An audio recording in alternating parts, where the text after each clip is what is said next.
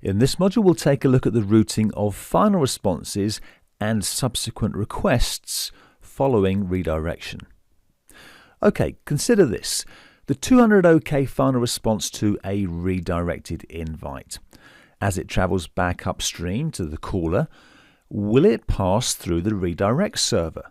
Does the redirect server see the 200 OK? Have a think, make a note of your logic, press play when you're ready, and we'll compare notes. So, does the redirect server see the 200? Well, what's the rule for routing responses? Responses are always routed to the topmost via header.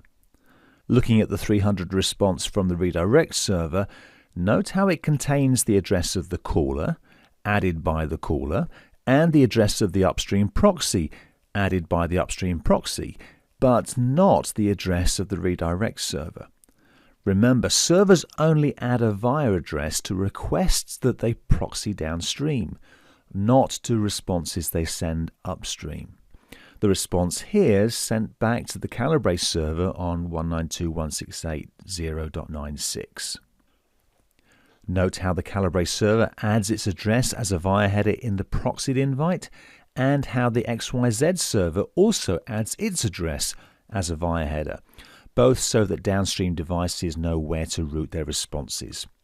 Accordingly, the downstream phone copies the via addresses into its 200 OK and routes the response to the topmost via header to XYZ, then to Calibre, and then back to Dave. So, does the redirect server see the 200? No. Following redirection, final responses travel the route determined by the via addresses, a route that does not include the redirect server. Okay, how about this then? Would subsequent requests pass through the redirect server?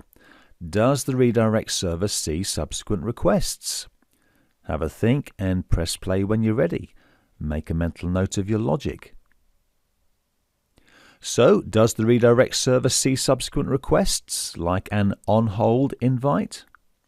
Well, it depends. It depends on whether or not the redirect server added a record route header. If so, well, then its address would end up in the route sets of both user agents, and yes, subsequent requests would go back to the redirect server. But it's highly unlikely. If a server wants only to supply a forwarding address and nothing more, it's most unlikely to be record route enabled. Without server addresses in the user agent route sets, subsequent requests go direct between endpoints, bypassing the servers, including any redirect servers. In short then, responses are not routed through redirect servers. They're routed according to the addresses in the via list, and redirect server addresses are never added as via headers.